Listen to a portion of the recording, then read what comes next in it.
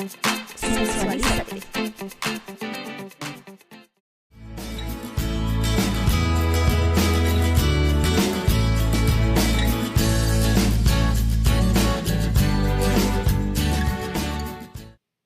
Hola, soy Judith Becerra. Aquí desde la Sabana de Bogotá y estamos con una súper invitada que es Sonia Cristina Alfonso. Gracias por aceptar la invitación. Ella es coach de sanación y empoderamiento femenino. Entonces, bienvenida. Gracias Hola, por ¿cómo estar estás? acá. Muchas gracias. Gracias Bueno, a ti por la invitación.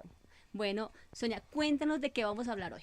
Bueno, hoy proponemos un tema a todos nuestros seguidores y sobre todo a nuestras seguidoras acerca de qué es la energía femenina y bueno, tantas preguntas que hay alrededor del poder femenino, de dónde nace, qué es exactamente, cómo la podemos entender y sobre todo cómo la podemos gestionar y aprovechar todas las mujeres. Ok, bueno, entonces ya sabiendo esto, vamos a entrar en materia. Vamos a hablar con ella. Ella nos va a contar sobre 3 temas fundamentales que vamos a estar abordando y ella nos va a empezar con el primer tema. ¿Cuál es el primer tema? Bueno, vamos a empezar hablando qué es la energía femenina, ¿no? La energía femenina, pues ante todo es ese pilar que tenemos todas las mujeres desde nuestro sistema energético que se une a nuestro sistema emocional, mental, físico y espiritual.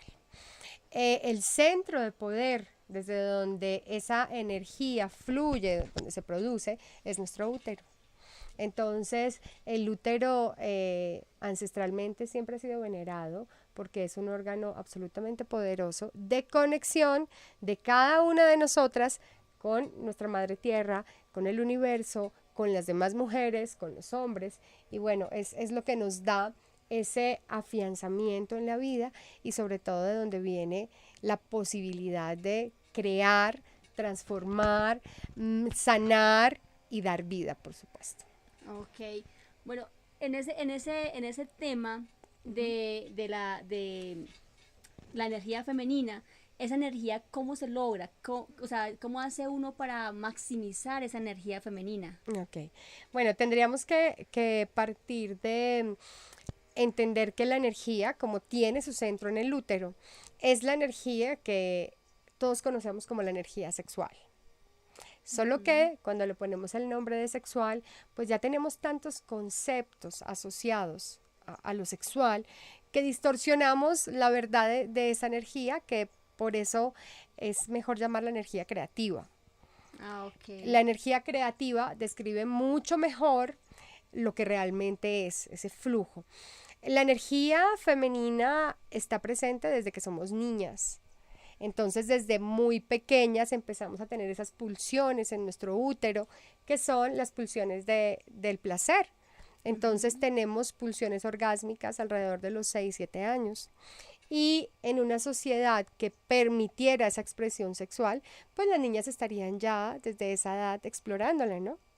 Ah, ok. O sea que, digamos, o sea, uno pensaría que se empieza a despertar esa sexualidad después como de los 15 años, cuando le dicen a uno que cumple 15 años y ya se hizo mujer y entonces de ahí en adelante ya eres mujer, ¿no? Es lo que le dicen a las adolescentes de 15 años. Eso quiere decir que la sexualidad de las mujeres ya vienen marcadas desde que nacen o desde que están en la barriga. No, desde siempre. O sea, el útero es un órgano que está vinculado al útero materno y desde allí tiene toda una fuerza. Mira, es tan increíble la fuerza energética del útero que incluso cuando a una mujer le practican la histerectomía, el útero energéticamente sigue presente. O sea, el útero energético no lo perdemos nunca, aunque el órgano ya no esté presente. Entonces, desde niñas empezamos a generar esos movimientos pélvicos, a encontrar el camino del placer y a querer explorar nuestro cuerpo, ¿no? La cultura y nuestros estilos de educación y de crianza y de religión y etcétera, pues han convivido esa manifestación tan natural.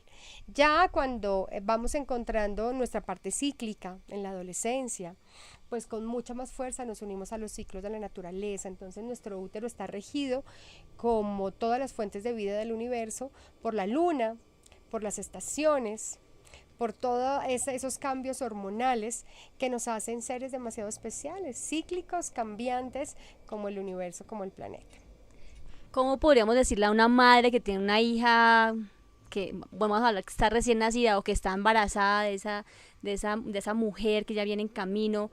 ¿Cómo hablarles para que desde el principio puedan abordar esos temas con sus niños pequeños sin tabú, sin moral, sin que obviamente eso se vuelva un tema de libertinaje, pero cómo lo puede hacer una madre? Pues mira, lo primero que cada madre y cada mujer debe hacer es sanar su propia historia uterina, es activar el poder de su propio útero, ¿no? Porque como mamás no enseñamos con la palabra con tanta fuerza como enseñamos con nuestro testimonio de vida, ¿no? Entonces, una mamá que ha sanado su útero, que ha conectado y activado su energía femenina, ya lo va a transmitir a su hija. Ya está dado, ¿no? Igualmente, cuando las mujeres tenemos bloqueos energéticos, cuando no estamos a cargo de nuestra sexualidad, pues eso es lo que también reciben nuestros hijos, ¿no?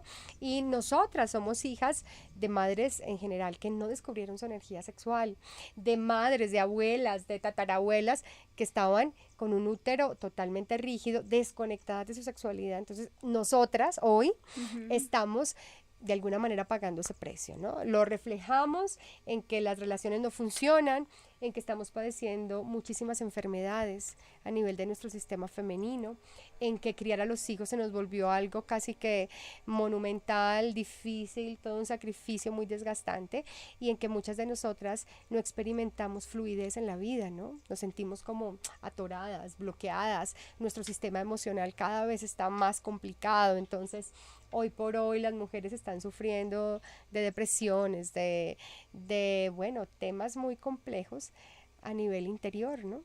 Sí, y yo, digamos que desde la experiencia personal, claro, yo lo he vivido.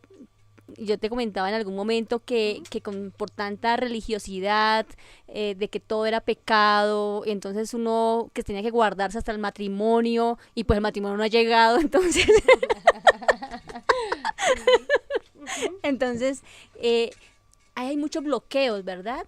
¿Cómo se desbloquea ese tema? ¿Cómo lo podemos desbloquear? Ok, bueno, pues primero tendríamos que partir del bloqueo, ¿no? ¿Por qué se originó?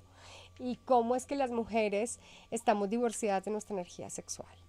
Las mujeres ancestrales, en muchas culturas, no en todas, y no solo estoy hablando de las culturas orientales, también nuestras culturas indígenas, aquí latinoamericanas, tenían una concepción muy sana de la energía sexual.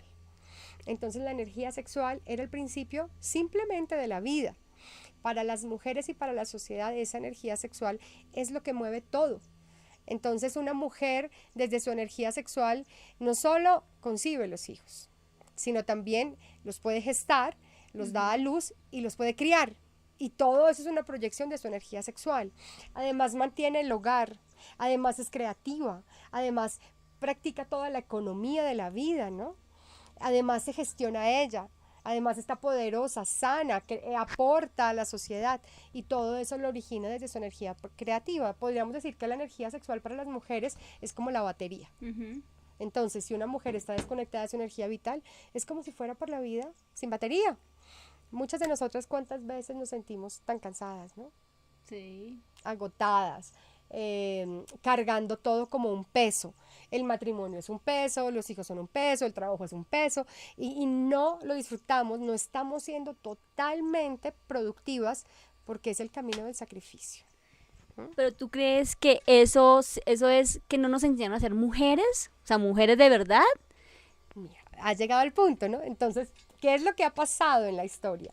Estas mujeres ancestrales vivían su energía femenina con una total libertad y además como algo bueno y positivo. Entonces eran niñas que desde muy pequeñas, a través de los juegos y las rondas infantiles, podían mover su pelvis y generar placer orgásmico como algo bueno. Estas niñas, ¿qué pasa? Se convertían en mujeres con un gran poder. Por ejemplo, anecdóticamente al útero se le llamaba la rana. De hecho, hoy dentro del mundo médico hay un test que se llama el test de la rana, relacionado con el útero.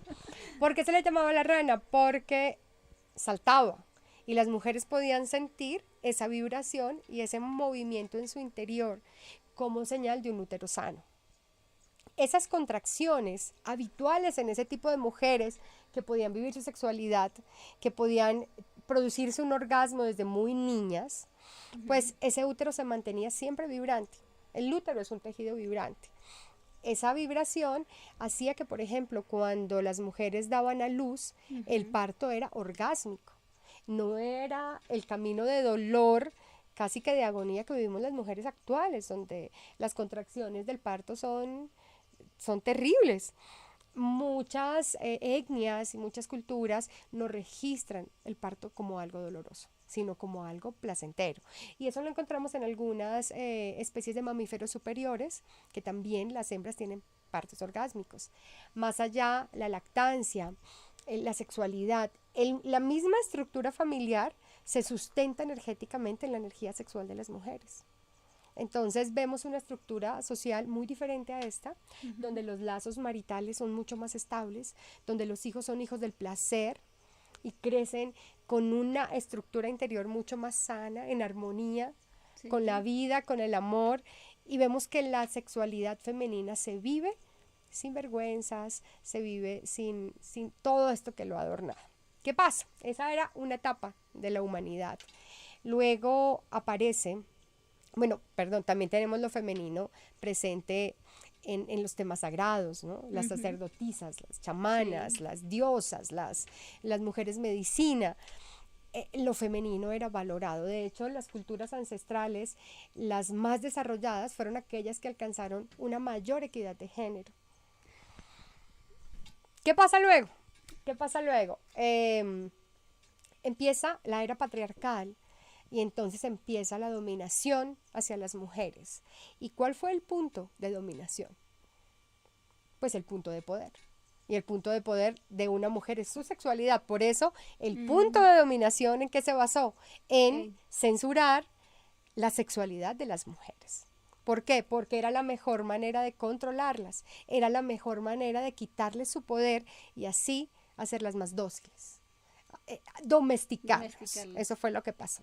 ¿Desde dónde sucedió esto? Sucedió desde la política, desde la economía, desde la religión.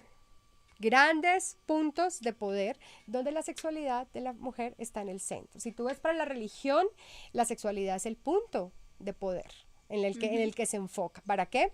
Para desvirtuar una sexualidad que es sagrada. Entonces allí ocurre un divorcio que ha sido gravísimo para toda la humanidad, y es divorciar a Dios de la sexualidad. Y ponerlos, no solo divorciarlos, sino ponerlos en oposición. O eres sexual o eres espiritual. Cuando la sexualidad es de las expresiones más espirituales, o la más espiritual que tenemos los seres humanos. Y fíjate que se opacó la sexualidad humana, pero sobre todo la de las mujeres.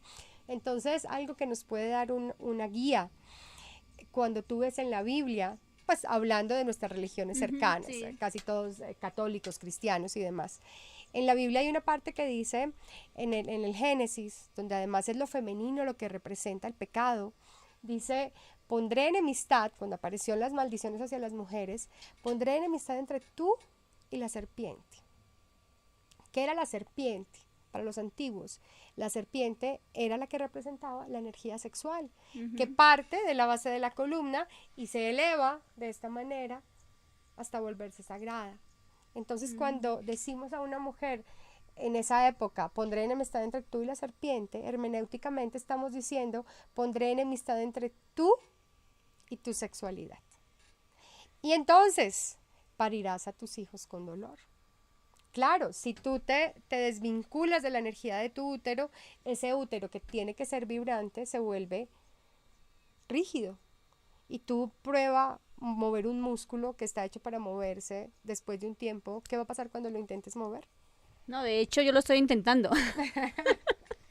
¿Qué va a pasar cuando lo intentes? Claro, no, es difícil de moverlo. O sea, lo estoy haciendo realmente en yoga, que estoy practicando yoga, y en ese ejercicio de poder mover la parte de la sexualidad, que habla de los chakras, la sexualidad y todos los otros chakras, ese ha sido el difícil de mover, porque claro, no se ejercitó, no se movió, y entonces está ahí, ¿no? Ese es el ejercicio que tú acabas de nombrar y yo de una vez conecto con eso.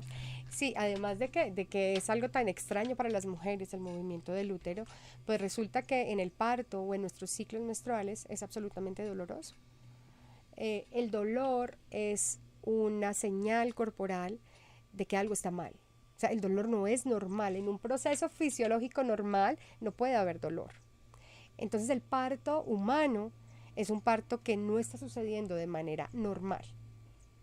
Ese dolor nos dice que el útero está como en un estado de rigidez y lo que realmente experimentamos son algo parecido a los calambres, por eso es tan doloroso. Pero un útero sano, vibrante, no tendría por qué producir ese dolor en las contracciones de parto.